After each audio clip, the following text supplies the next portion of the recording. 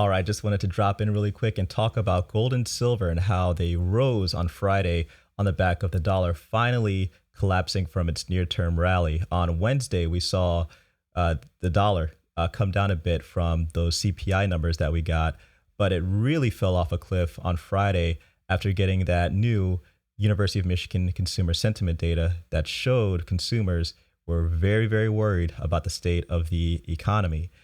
Now, if we were to take a look at the state of the economy from the perspective of a leading indicator such as the ISM manufacturing, and ISM services, it's starting to display slowing growth. And a part of that equation is the employment index. And the employment index is particularly weak. And that is one of the topics of today because we should expect to continue to see that weakness within the economy. Now, as I kind of displayed all of those dominoes in a row for you, that basically means that we should still see a supportive environment for gold and even silver amongst this slowing growth. Now, here we have the great resignation is the great discontent. Now, the topic of this video is going to be surrounding much of this because this is something that I haven't really talked about much on this channel, but this is something that has actually been on the focus of many people in the past several months, and you've likely heard it on the news.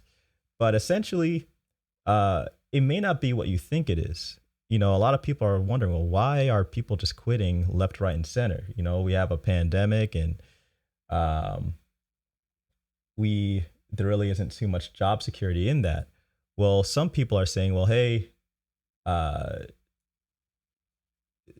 well, I will say there are some jobs that are actually looking to bring people back to work, while there's some that are not. And according to some, they think, well, hey, I like the lifestyle that I had when, it was peak 2020 and I was working from home and I could take my laptop to a local coffee shop or I could take my laptop to wherever and work from there.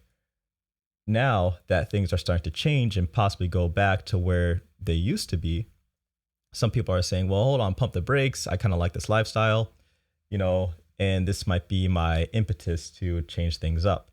So check this out. A new Gallup analysis finds that 48% of America's working population is actively searching or watching for opportunities. Businesses are facing a staggeringly high quit rate. 3.6 million Americans resigned in May alone, and a record high number of unfilled positions. Now, remember, we like to focus on the ISM. So if we go up to the latest ISM services data, which most Americans work in the services industry, one of the lowest indexes that make up the overall ISM index is the employment index. Now, everything is up pretty high. Business activity is up high, new orders are up high, supplier deliveries are up high, but employment index is pretty low. It's at 53.8. Now, that's one of the reasons why we're starting to see some struggles here. Check out one of the first comments from the latest ISM services. Peak demand while still facing challenges filling open positions. And that comes from somebody in the accommodation and food services industry. If we scroll all the way down to the employment index section, let's read this. Employment activity in the services sector grew in July after a month of contraction. ISM's services employment index registered 53.8% in July, up 4.5 percentage points from the June reading of 49.3. Comments from respondents include trying to aggressively fill positions. However, it is very difficult to get positions filled. We are still using agency clinical staffing. Looks like people don't want to work in the lower support services areas. Also, demand is up and it is hard to find employees. And if you take a look at the last 4 months ending in July 2021, the index saw a decline from 58.8 in April, going all the way down to 49.3 in June, and it's up a little bit at 53.8 in July. Now, I think that we should continue to see some struggles there as many people are reporting that this whole great resignation thing is going to continue into the fall. And if that's the case, then we should expect there to be some continued weakness within the economy overall.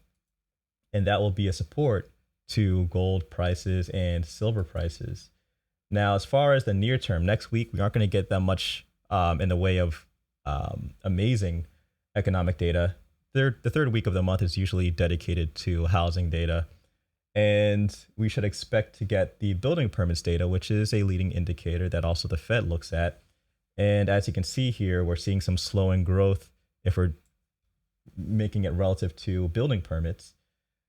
And it's been on a decline pretty much since the start of the year. And I wouldn't be surprised if it continues to decline, which means that there's some weakness there in the housing market, which again is a large part of the US economy and GDP. So there's weakness there. There's weakness in employment, again, coming from the great resignation and people having a hard time filling positions.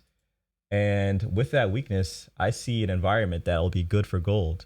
But guys, let me know what you think about the great resignation. Are you looking for a new job? Let me know in the comment section below. TJ is not hiring. I can only afford to basically have myself do this on YouTube. But let me know if you're looking for a new job in the comment section below.